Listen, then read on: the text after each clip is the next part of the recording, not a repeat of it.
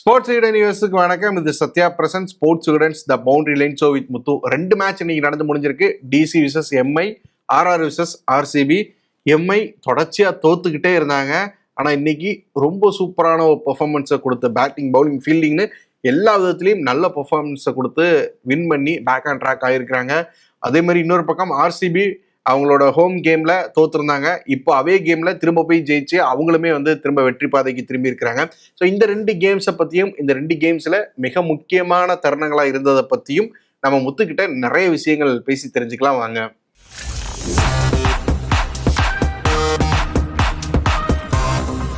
வணக்கம் முத்து bro.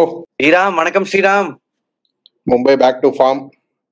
S, கையில இல்லாத ஒரு மேட்சை புடிச்சு இழுத்து வின் பண்ணி இருக்கிறாங்க.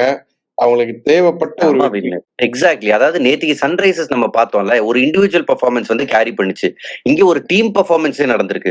ஸோ இதுக்கப்புறம் ஏகப்பட்ட மாற்றம் நம்ம பார்ப்போம்னு நினைக்கிறேன் இந்த 2 டீமோட ஆட்டிடியூட்ல. அதுவும் மும்பை இந்தியன்ஸ் ஜெயிச்ச விதம் கையில இல்லவே இல்லை மேட்ச். அதுக்கப்புறம் ஒரு மாஸ்டர் ஸ்ட்ரோக் பண்ணாங்க பாக்கணும். இம்பாக்ட் பிளேயரா கரண் சர்மாவை எடுத்துட்டு வந்தாங்க. செம மேட்சா இருந்துச்சு அவங்களுக்கு. அந்த 13வது ஓவர் வரைக்குமே பேசலாம். அது வரைக்குமே கேம் இவங்க கையில தான், டெல்லி கையில தான் இருந்துச்சு. கருண் நாயர் ஒரு பயங்கரமான ஒரு இன்னிங்ஸ் ஆடிட்டு போயிருந்தார். ரொம்ப வருஷம் கழிச்சு திரும்ப ஒரு சான்ஸ் கிடைச்சு அதை சரியா யூட்டிலைஸ் பண்ணிக்கிட்டாரு. பும்ரா கைன்ஸ்டா அடிச்ச அடியெல்லாம் பயங்கரமா இருந்துச்சு. மேட்ச் முடிச்சு கொடுத்துட்டு போயிருவாரோ அப்படிங்கிற மாதிரி தான் தோணுச்சு. பட் அவர் வேலையை பண்ணிட்டாரு ஸ்ரீராம். அங்க என்னதுன்னா, ஜஸ்ட் அந்த 2022 அவர் போட்ட ட்வீட் இப்ப சோசியல் மீடியா ஃபுல்லா வந்துகிட்டு இருக்கு. நான் கமெண்ட்ரி பண்றப்ப அதை பத்தி மென்ஷன் பண்ணிருந்தேன். Cricket give me one more chance அப்ப கேட்டிருந்தாரு. ஐ மீன் என்ன ஸ்வீட் ஸ்டோரியில டன் கணக்கான ரன்கள். கர்நாடகால இடம் இல்ல, விதர்பாக்கு போய் ஓவர்சீஸா அவுட் ஸ்டேஷன் பிளேயரா விளையாடுறாரு ப்ரொஃபஷனலா. எல்லா ஃபார்மேட்லயும் ரன்னு. அண்ட் பப்ளிக்கா சொல்லிட்டு இந்தியன் டீமுக்கு ஏன் செலக்ட் பண்ணலன்னு. அண்ட் ஃபார்ம்ல இருக்கிறப்ப அவர் 2-3 மேட்ச் அவர் கேம் கொடுக்காம ரிஸ்வி கொடுத்து பார்த்தாங்க. அங்கேயும் பெரிய ரிசல்ட் வரல. சரி கொடுப்போமே கொடுத்தா பயன்படுத்தினா இருப்பாருங்க. சூப்பரா இருந்துச்சு. இது கருணையரை பத்தி நம்ம நிறைய பேசணும்னு நினைக்கிறேன். ஏன்னா முன்னாடி நம்ம சென்னையில தான் அந்த 300 ரன்ஸ் இங்கிலாந்து கேம்ஸ்டா. பட் அதுக்கப்புறம் அவர் எங்கேயுமே பார்க்க முடியல. என்னதான் ஆச்சு? அந்த ரேடார்ல இல்லாம போயிட்டாரு. அது ரொம்ப அன்பார்ச்சுனேட் ஸ்டோரி இந்தியன் கிரிக்கெட்ல ஸ்ரீராம். இன்ஃபேக்ட் ஃபிட்னஸ் இஷ்யூ இல்ல, ஃபிட்னஸ் எல்லாம் இருந்துச்சு. அப்படியே அவரை ஏன் கன்சிடர் பண்ணல? ஒரு 300 அடிச்ச பிளேயரை ஏன் கன்சிடர் பண்ணலன்னா உட்கட்சி பூசல் தான், அரசியல் விவகாரங்கள் தான். ஏன்னா 300 அடிச்ச பிளேயர் எப்படிங்க இது பண்ணுவாங்க, இக்னோர் பண்ணுவாங்க? அதுக்கப்புறம் 2-3 அப்பியரன்ஸ் தான் இருந்துச்சு அவருக்கு. அண்ட் ஐபிஎல்லையும் பெருசா சான்ஸே இல்லை. இன்ஃபேக்ட் ஐபிஎல்ல கூட நீங்க எடுத்துக்கோங்க, அவர் இதுக்கு முன்னாடி ஐ திங்க் 2019, 20 and 22 சீசன் விளையாடினாரு. 3 சீசன்லயே ஒரு மொத்தமா அடிச்ச ரன்னே 39 தான், 3 சீசனையும் சேர்த்து. சோ எங்கேயுமே அவர் ஐபிஎல்ல அப்பா தூள் கிளப்பிட்டாருன்ற மாதிரி பிளேயரா இருந்தது இல்ல. ஜஸ்ட் இந்த வருஷம் விதர்பாக்கு ஒரு எக்ஸலண்ட் இயரா இருந்துச்சு, அவருக்கு பர்சனலா ஒரு எக்ஸலண்ட் இயரா இருந்துச்சு. சோ அங்கிருந்து திரும்ப வந்திருக்காருன்னா ஃபேண்டாஸ்டிக். அண்ட் இந்த மகாராஜா T20 லீக் நம்ம டிஎன்பிஎல் மாதிரி கர்நாடகால நடக்கிறது, அதுலயும் ரொம்ப நல்லா பெர்ஃபார்ம் பண்ணியிருக்காருன்னு நினைக்கிறேன். இந்த மாதிரி லீக்ஸ் எந்த அளவு ஹெல்ப் பண்ணுது பிளேயர்ஸை? ஸ்டேட்குள்ள நடக்கிற லீக்ஸ் நிறைய பாக்கணுமே, இந்த ஸ்டேட் ஆடின லீக்ஸ்ல இருந்து வர பிளேயர்ஸை. அவர் வருஷம் இதுல ரன் அடிப்பார் ஸ்ரீராம். நிறைய கேட்சும் மேஜிக்கல் கேட்சஸ் எல்லாம் பிடிச்சிருக்காரு. சோ நான் பாத்திருக்கேன் அது கொஞ்சம் மேட்சஸ். அண்ட் குவாலிட்டியில சந்தேகமே வேணாம். இந்த மாதிரி லீக்ஸ் எப்படி ஹெல்ப் பண்ணுதுன்னா அன்னோன் பிளேயர்ஸ்க்கு தான் இன்னும் ஹெல்ப் ஆகும். இப்ப கருண் நாயர் மேபி ஃபார்ம்ல இருக்காரா இல்லையான்னு பாக்குறதுக்கு வேணா இதுவா இருக்குமே தவிர, அவர் ஏற்கனவே ப்ரூவன் பிளேயர் தான். உங்களுக்கு ஐபிஎல் லெவல்ல அவ்வளவா அவர் ப்ரூவ் பண்ணிக்கல. பல வருஷமா இருந்திருக்காரு சர்க்கியூட்ல. இந்த லீக் அவரை ஹெல்ப் பண்றதை விட மத்த பிளேயர்ஸ்க்கு தான் ஹெல்ப்பா இருக்கும். இப்ப அன்னோன் பிளேயர்ஸ்க்கு தான் இன்னும் ஹெல்ப்பா இருக்கும். எக்ஸாம்பிள் சொல்ல போனா நட்ராஜன் டிஎன்பிஎல் ப்ராடக்ட் ஐபிஎல் கலக்கினாரு, இந்தியாவுக்கு விளையாடினாரு. Pure and pure TNPL product அவரு. Varun Chakravarthy pure and pure TNPL product. So இந்த மாதிரி லீக்ஸ் இப்ப நம்ம பாக்குறோம்ல. விப்ராஜ் நிகமா இருக்கட்டும், யூபி லீக்ல இருந்து வராரு. திக்வேஷ் பார்த்தோம் டெல்லி லீக்ல இருந்து வராரு. ஆர்யா டெல்லி லீக். சோ ஆனா நீங்க கருணையர் டொமஸ்டிக் லெவல்ல நல்லா பண்ணிருந்தாலும் இங்க அவர் எதிர்கொண்ட பவுலர்கள் அப்படிங்கிறது ஸ்டாண்டர்டா பயங்கர பெரிய ஹை ஸ்டாண்டர்ட்ல இருக்கிற பவுலர்ஸ். அகெயின் பும்ரா பெரிய இன்ஜுரியில இருந்து வராரு, பெரிய எக்ஸ்பெக்டேஷன்ஸ் அவர் மேல இருக்கு. அப்படிங்கிறப்போ அவரோட ஃபர்ஸ்ட் பாலை ஃபேஸ் பண்றப்பே பவுண்டரியோட தான் ஸ்டார்ட் பண்ணாரு. அப்புறம் மடக்கி ஒரு 6 அடிக்கிறாரு. ஸோ இதெல்லாம் பாக்குறதுக்கு ரொம்ப ரொம்ப ஆச்சரியமா இருக்குல்ல. இவ்வளவு கிளீன் ஹிட் எப்படி இருக்கு அப்படிங்கறதே ரொம்ப சந்தோஷமா இருக்கு. ஸ்ரீராம் ஃபார்ம்ன்றது, ஃபார்ம்னா என்ன நிறைய பேர் கேட்பாங்கல்ல. ஃபார்ம்னா இதுதான்.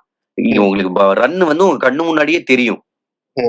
சோ அந்த ஃப்ளோல நீங்க இருப்பீங்க. அவர் அந்த ஜோன்ல இருந்தாரு, ஜாலியா ஆடிக்கிட்டு இருந்தாரு. ரொம்ப அன்பார்ச்சுனேட், இவ்வளவு நல்லா விளையாடியும் ஜெயிக்க முடியலையே மேட்ச.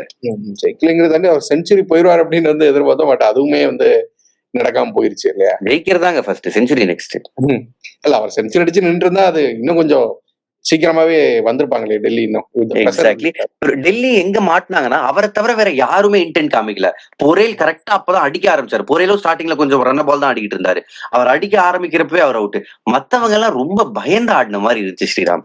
கேஎல் ராகுல் அவுட் ஆன ஷாட்ல என்ன ஷாட், அண்ட் அங்க ரோஹித் சர்மா டக் அவுட்ல கேப்டன்சி பண்ணாரு பாத்தீங்களா? அதை பத்தி இப்ப அந்த மொமெண்ட்டுக்கே வருவோம். அப்போ வந்து பால மாத்துறாங்க. டியூ இருந்துச்சு, அந்த நீங்க டிவில கூட காட்டியிருந்தீங்க டியூ எவ்வளவு இருக்கு அப்படின்னு. அதுக்கப்புறம் பால மாத்துறாங்க, மாத்திட்டு கரண் சர்மாவை போட வைக்கிறாங்க, அடுத்தடுத்து ஓவர் கொடுக்குறாங்க, விக்கெட் வந்து எடுத்து கொடுக்குறாரு, கேமை மாத்திட்டு போயிட்டாரு. இந்த மொமெண்ட்டை மட்டும் சொல்லுங்களேன், இந்த கேம் மாறுச்சுல்ல. அந்த மொமெண்ட்ல என்ன நடந்துச்சுன்னா, பால மாத்தின உடனே ஒரு விக்கெட் விழுந்துச்சு. சாண்ட்னர் ஐ திங்க் ஒரு விக்கெட் எடுத்தாரு. அதுக்கப்புறம் பும்ரா வந்து அக்சர் பட்டேலுக்கு போடும்போது ஒரு பவுண்டரியோட ஆரம்பிச்சாரு. Axar Patel spinner, Mitchell Santner ஒரு 4 ஆரம்பிச்சாரு, பும்ரா ஒரு 4 அடிச்சாரு. அக்சர் பட்டேலோட விக்கெட் ஒரு மாதிரி வாடிவாசல் திறந்து விட்டுருச்சு. ஏன்னா அவங்க வந்து leg spinner, left arm spinner against Axar Patel போட்டுருந்தா அவர் மடக்கி அடிக்கதான் பாப்பாரு. பும்ரா வந்து அக்சர் பட்டேலோட விக்கெட் எடுத்துட்டாரு. அவர் ரொம்ப ஏர்லியா ஷாட் ஆடி அந்த விக்கெட் வந்து ஒரு பெரிய டர்னிங் பாயிண்டா இருந்துச்சு. அதுக்கப்புறம் அந்த மொமெண்ட்ல என்ன நடந்துச்சுன்னா, இப்ப இந்த எண்ட்ல இருந்து சாண்டர் போடுறாரு, அந்த எண்ட்ல இருந்து பும்ரா போடுறாரு. இப்ப பும்ராவோட எண்ட்ல இருந்து ஓவர் வரணும். ஐ மீன் சாண்டர் போட்டிருந்த அதே எண்ட்ல இருந்து அவர் கண்டினியூ பண்ணலாம். ரோஹித் சர்மா தான் அங்க சொன்னாரு, வேண்டாம் இந்த எண்ட்ல இருந்து கரண் சர்மா கூட சாண்டர் பும்ரா போட்ட இடத்துல இருந்து வரட்டும்னு. அங்க அந்த மூவ் பண்ணாங்க. பண்ணோடனே இங்க கரண் சர்மா ஒரு விக்கெட், அங்க சாண்டர் ஒரு விக்கெட். ரோஹித் சர்மா அப்பா டக் அவுட்ல இருந்து கேப்டன்சி பண்ணி அவ்வளவு கொண்டாடினாருங்க. அதாங்க பிரெயின், அதாங்க எக்ஸ்பீரியன்ஸ், அதான் ரோஹித் சர்மா. இந்த கரண் சர்மா சும்மாவா? இந்த கரண் சர்மா பத்தி சொல்லுங்க. ஏன்னா நம்ம நிறைய பாத்துருக்கோம் இந்த மாதிரி பயங்கர மேட்ச் வின்னிங் பெர்ஃபார்மன்ஸ் அடிக்கடி பார்த்தது இல்ல அவர்கிட்ட. எப்போவாச்சும் கிளிக் ஆகக்கூடிய ஒரு பவுலரா தான் பார்த்துருக்கிறோம். இன்னைக்கு என்ன நல்லா பண்ணாரு. கேஎல் ராகுலோட விக்கெட்லாம் அவ்வளவு நல்லா இருந்துச்சு. எனக்கு என்னமோ அவரை தான் இம்பாக்ட் சபா எடுத்துட்டு வர போறாங்கன்ற மாதிரி எல்லாம் பிளான் எல்லாம் பண்ணல. அது ஜஸ்ட் அந்த டீம்ல விளையாடுற லெக் ஸ்பின்னர்ஸ் குல்தீப் யாதவ் வந்து ரொம்ப நல்லா பண்ணாரு, இவரு நல்லா பண்ணாரு விப்ராஜ். சோ 2 ஸ்பின்னர்ஸ் நல்லா பண்றாங்கன்றப்போ அதுக்கான ஒரு காலா தான் கரண் சர்மா எடுத்தாங்க. ஏன்னா விக்னேஷ் புத்தூர் இம்பாக்ட் சப் லிஸ்ட்ல கூட கிடையாது. அவங்க யோசிச்சிருப்பாங்க அஸ்வினி குமார் எடுத்துட்டு வரலான்னு. பட் ஸ்பின்னர்ஸ் நல்லா பண்றாங்கன்றத பார்த்துட்டு எடுத்துட்டு வந்தாங்க. சோ அந்த டெசிஷன் எடுத்த யார், ஹார்திக் பாண்டியாவோ மஹேலா ஜெயவர்தனேவோ, அவங்களுக்கு வந்து பாராட்டுகள். And Karan Sharma I think ரொம்ப வருஷமா ஐபிஎல்ல இருக்காரு. சன்ரைசர்ஸ்ல இருந்திருக்காரு, சிஎஸ்கேல இருந்திருக்காரு, மும்பைல இருந்திருக்காரு, ஆர்சிபில இருந்திருக்காரு, சுத்தி சுத்தி வருவாரு. ஒரு செம யூட்டிலிட்டி கிரிக்கெட்டர். அண்ட் அவ்வளவு எக்ஸ்பீரியன்ஸ் இருக்கு அவருக்கு.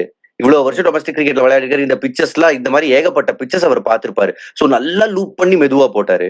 அண்ட் கேஎல் ராகுலோட விக்கெட் தான் மேட்ச். சோ அதுக்கு அவங்க நிறைய மிஸ்டேக்கும் பண்ணாங்க. கேஎல் ராகுல் வந்து கரண் சர்மாவோட லாஸ்ட் ஓவர்ல அவுட் ஆகுறாரு. அவர் தான் ஸ்ட்ரைக்கிங் பவுலரா இருக்காருன்னு தெரியுது, பட் இருந்தாலும் ட்ரை பண்ணி அவுட் ஆகுறாரு. அப்புறம் பார்த்தோன்னா கடைசியில அந்த ரன் அவுட்ஸை பத்தி பேசாம இருக்க முடியுமா? டக்கு டக்கு டக்கு டக்கு டக்குன்னு திரும்ப ரன் அவுட்ஸ், இவ்வளவு ரன். அதுக்கு முன்னாடி இன்னொரு விஷயம் ஸ்ரீராம், நான் என்ன நினைச்சேன்னா, அவங்க ஃபேஃப் டு பிளேஸ் இல்ல மிடில் ஆர்டர்ல கேஎல் ராகுலோட எக்ஸ்பீரியன்ஸ் வேணும்னு அவங்க வந்து ஆப்ட் பண்ணாங்க. அதுவே பேக் ஃபயர் ஆயிடுச்சு. கேஎல் ராகுல் எக்ஸ்பீரியன்ஸ் இருக்கு அப்கோர்ஸ், பட் ஒரு செட்டில் கேஎல் ராகுலுக்கும் செட்டில் ஆக நினைக்கிற கேஎல் ராகுலுக்கும் டிஃபரன்ஸ் இருக்குல்ல. அவங்க என்னன்னா, கேஎல் ராகுல் பவர் பிளேலயே போய் அவரோட விக்கெட் ஒரு கால் விழுந்துருச்சுதான், கேம் அங்கேயே முடிஞ்சிருக்கும்னு நினைச்சாங்க. அதுவே ஒரு negative thought. Faf to place இல்லாத நேரத்துல ஃபேஃப் டு பிளேஸ் இருக்காருன்னா I can understand. Faf to place இல்ல, போன மேட்ச் கேஎல் ராகுல் ஓபன் பண்ணி அவ்வளவு ரன் அடிச்சாரு. அவரை ஏன் திரும்ப கீழே எடுத்துட்டு வந்தாங்க, அவ்வளவு கீழே எடுத்துட்டு வந்தாங்க, அது ஒரு ரீசன். அண்ட் கடைசியில ஃபிளரி ஆஃப் ரன் அவுட்ஸ் நான் மிச்சல் ஸ்டார்க்கு தான் ஃபீல் பண்றேங்க. ஏன்னா ஐபிஎல் ஹிஸ்டரியிலே இந்த மாதிரி 3 பால் 3 ரன் அவுட் ஆனதே கிடையாது. ஹேட்ரிக் ஆஃப் ரன் அவுட்ஸ் 3லயும் மிச்சல் ஸ்டார்க் பாவங்க. அவர் 3 ரன் அவுட்ல இன்வால்வ் ஆயிருந்தாரு. அவரோட ஒரு தப்புமே கிடையாது 3லயும். என்னதானடா நின்னுகிட்டு இருந்தேன், கூப்பிட்டு வந்து ஓட விட்டு ரன் அவுட் ஆக்கி விட்டு. ஆமா, குல்தீப் வந்து ஃபீல்டரை பாத்துக்கிட்டு இருந்தாரு 2வது ரன் அவுட். பாத்தீங்களா, அவர் வேகமா எப்படி நேரா பார்த்து ஓடி இருந்தா கூட கொஞ்சம் வந்திருக்கலாம். அவர் நடுவுல ஃபீல்டர் வராரா பாலுக்குன்னு பாத்துட்டு ஓடினாரு. அண்ட் ரன்னிங் அவரோட ஸ்ட்ரென்த் கிடையாது, நமக்கு தெரியும் அவர் கொஞ்சம் ட்ரெட்மில் ரன்னர் தான். ஓகே, இங்க இருந்து எம்ஏயோட அந்த ஃபார்ச்சூன்ஸ் மாறுமா? ஏன்னா ஒரு கையில இல்லாத ஒரு கேம் ஜெயிச்சிருக்காங்க அப்படிங்கப்பவே அது வந்து பெரிய ஒரு நம்பிக்கை கொடுக்கும், பெரிய நம்பிக்கை கொடுக்கும். அண்ட் இன்னொரு நல்ல விஷயம் என்னன்னா, எந்த மேட்சுமே அவங்க ஃபைட் இல்லாம தோக்கல. ஐ மீன் குஜராத் மேட்ச் ஓகே கொஞ்சம் பக்கத்துல வந்தாங்க, பட் ஸ்டில் அந்த மேட்ச் நீங்க எடுத்துட்டீங்கன்னா மத்த எல்லா மேட்ச்லயும் ஒரு ஸ்கேர் கொடுத்துக்கிட்டே இருந்தாங்க. சிஎஸ்கே மேட்ச்ல கூட நல்லா ஃபைட் பண்ணாங்க, என்னதான் அவங்க தோத்துருந்தாலும். சோ ஒவ்வொரு மேட்சும் ஃபைட் பண்ணிக்கிட்டு இருந்திருக்காங்க.